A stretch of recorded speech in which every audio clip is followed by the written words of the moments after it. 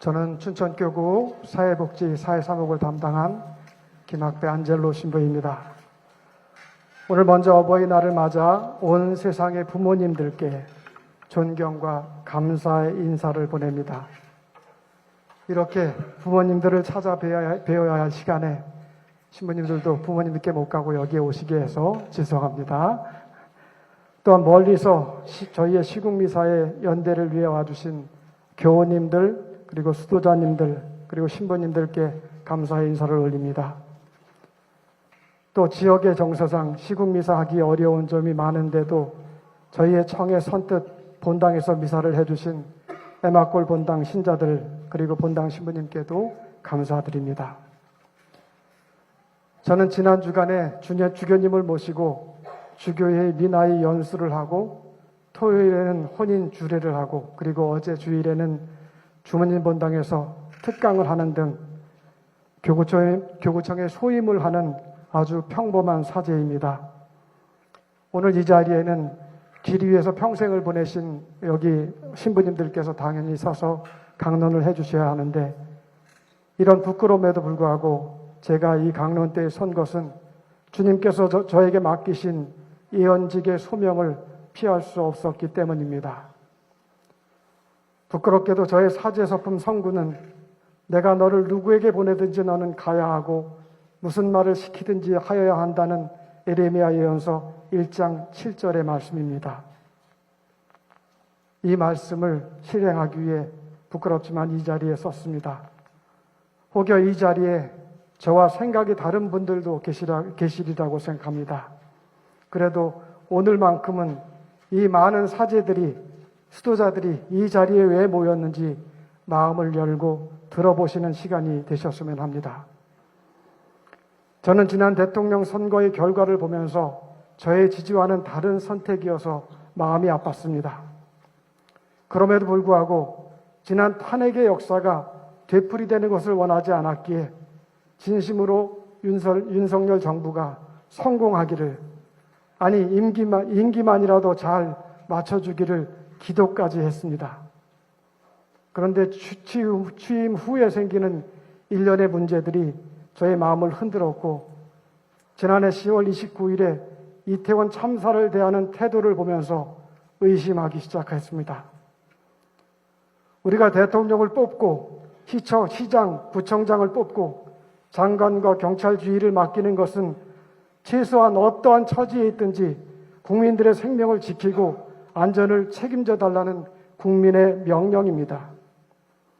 그 지위와 신분을 누리고 협잡하라고 맡겨놓은 자리가 아니라는 것입니다. 그런 일이 생기지 않도록 미연에 안전 조치를 했어야 당연한 거고, 그렇지 못해 사고가 났다면 왜 그런 일이 생겼는지 통렬히 반성하고 피해자들과 가족들에게 납득할 만한 조치를 취해야 했으며, 당연한 안전조치조차 소홀히 해서 사고를 낸 책임자들에게는 강력하게 책임을 물어서 국민의 생명이 그리고 그 안전이 얼마나 중요한지를 천명했어야 합니다. 그런데 오늘 16일이면 참사 200일이 되는데도 아무런 조치도 결과도 책임의 소재조차도 위야무야하고 있습니다. 더 이상 미루어져서는 안 됩니다. 피해자 가족들을 두 번 고통을 주지 말고 참사의 원인부터 책임까지 하루빨리 특별법을 만들어 같은 참사가 되풀이되지 않도록 해야 합니다. 세월호의 이야기까지 하면 마음이 너무 아파서 오히려 언급을 자제하고 있습니다. 의심을 떠나 이 정부의 책임을 물어야 한다고 결심한 것은 윤석열 정부의 노동정책이었습니다. 우리 국민의 대부분이 여러 분류의 노동에서 종사하고 있는데 69시간의 노동을 얘기하고 노동조합은 마치 범죄 집단처럼 치부하는 모습에 불이한 노동 환경에서 항거하며 자신을 태우셨던 전태일 열사의 외침이 떠올랐고, 지난 5월 1일 노동절에는 양이동 미카엘 형제 노동자가 자신을 불태우며 잘못된 노동 정책에 항의하였습니다. 레오 13세 교황님께서는 처음으로 노동 문제를 교회 안에서 제기하시며 노동 헌장이라고도 불리는 새로운 사태에서 노동자들의 단결권과 노동자들의 임금 권리를 천명하시며 교회의 역할과 국가 정부의 역할을 강조하셨습니다. 이 문제에 우리 교회가 당연히 연대하는 이유는 이미 130년 전에 교황님의 회칙으로 교회의 역할을 당부하셨기 때문입니다. 노동 문제를 얘기하시면서 잠시 침묵 중에 며칠 전 노동자의 권리를 위해 희생하신 양희동 미카엘 형제를 위해 침묵하며 기도하는 시간을 갖겠습니다.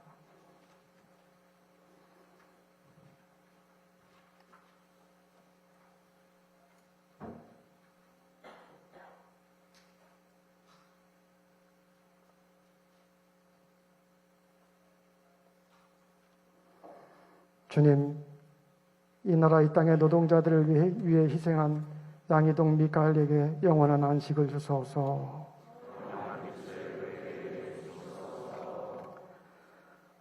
저는 우리나라의 평화와 화해 그리고 통일을 위해 열심히 활동해 왔습니다. 그 이유는 주님께서 항상 우리에게 평화를 위해 헌신하도록 초대하였기 때문입니다. 순환 전날 예수님을 붙잡으러 온 군인들을 향해 베드로와 제자들이 칼을 빼들었을 때 예수님은 잘린 귀를 치유해 주시면서 힘이 아닌 희생과 사랑으로 그들을 대하셨습니다. 하느님으로서의 당신의 큰 권능로 내려놓으시고 십자가의 무력한 죽음으로 반대자들을 만나셨고 부활로 승리하신 뒤에 우리에게 나타나셔서 평화가 너희와 함께 하시면서 평화를 담아주셨습니다. 주님께서 우리에게 주신 평화는 힘으로 싸워 굴복시키는 평화가 아니라 생명까지 내어주는 사랑에서 시작되는 평화입니다. 저는 이북 정권의 어리석음이나 김일성 자녀들의 세습 정권을 한치도 인정하거나 돕고 싶은 마음은 없습니다.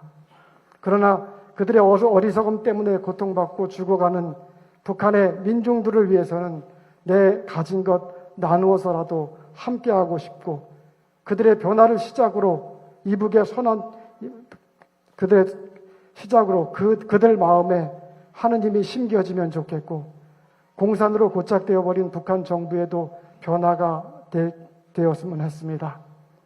제가 이북의 선한 민중이라고 표현한 것은 연탄 지원을 위해 북강원도를 여러 차례 방문하면서 만난 이북의 민중들은 참으로 선한 분들이었고 참으로 아름다운 모습을 보았기 때문입니다.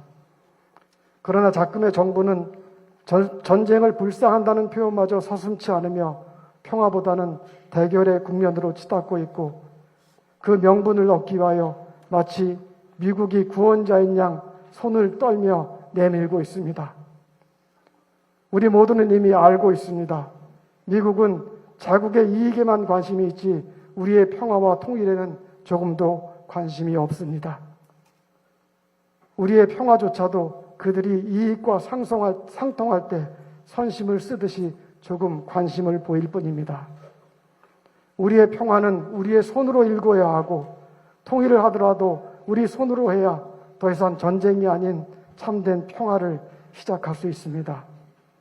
이제 정부가 덜덜 떨면서 미국에 내미는 손을 거두고 남북의 대화를 통해 핵무기의 억제를 시작하고 어려움 속에 북한 민중을 고통에서 일어나 평화의 길로 안내하는 일을 시작해야 합니다. 어제 일본 총리가 한국 땅에 들어왔습니다. 우리 정부는 그를 마치 영웅처럼 대접하고 그의 입에서 나오는 한마디에 마치 구원을 얻은 양 떠들고 있습니다. 여러분이 꼭 아셔야 할 게 있습니다. 박정희 정부 때 나라의 경제를 위해 일본으로부터 지원을 받고 마치 일제 강점기에 주었던 피해를 다 마무리한 것처럼 떠들었지만 나라나 기업으로부터 입은 개개인의 피해는 그렇게 처리돼서는 안 되기에 우리나라 헌법기관인 대법원에서 일본 기업들의 피해자 배상을 정식으로 판결하였습니다.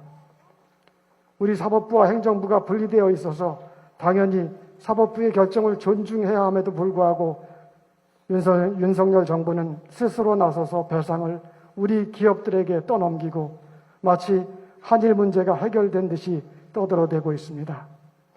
피해자들에게 동의를 얻은 적도 없고 우리 국민의 자존심은 어디에서도 찾을 수 없고 친일 정치인들은 기꺼이 친일파가 되겠다고 앞에 나섭니다. 더 이상 부끄러워서 가만히 있을 수가 없습니다. 그래서 사자단이 정부의 책임을 묻기로 결정했고 저와 여기에 모이신 춘천교구의 신부님들도 한마음으로 연대하기로 하였습니다. 이제 이 연대가 이 정부의 뜻을 바꾸는 시작점이 될 것이고 더 이상 우리의 대통령으로 인정할 수 없는 윤석열이라는 사람을 그 자리로부터 내려오게 당부하고 싶습니다. 사랑하는 형제자매 여러분, 오늘 복음에서 내 계명을 지키는 사람이 나를 사랑하는 사람이라고 깨우쳐 주십니다. 주님의 계명을 지키는 것이 무엇입니까? 참된 평화를, 참된 화해를, 그리고 우리가 하나됨을 지켜나갈 수 있는 것, 그리고 고통받는 이웃들, 노동자들이 대접받는 세상을 만드는 것, 그것이 주님의 계명을 지키고 주님을 사랑하는 길임을 잊어서는 안 될 것입니다. 주님께서 주신 사랑, 그리고 평화를 선포하고 지켜나가는데 여러분 모두가 저희와 함께 연대해 주십시오. 행복하여라, 평화를 이루는 사람들, 그들은 하느님의 자녀라 불릴 것이다. 아멘.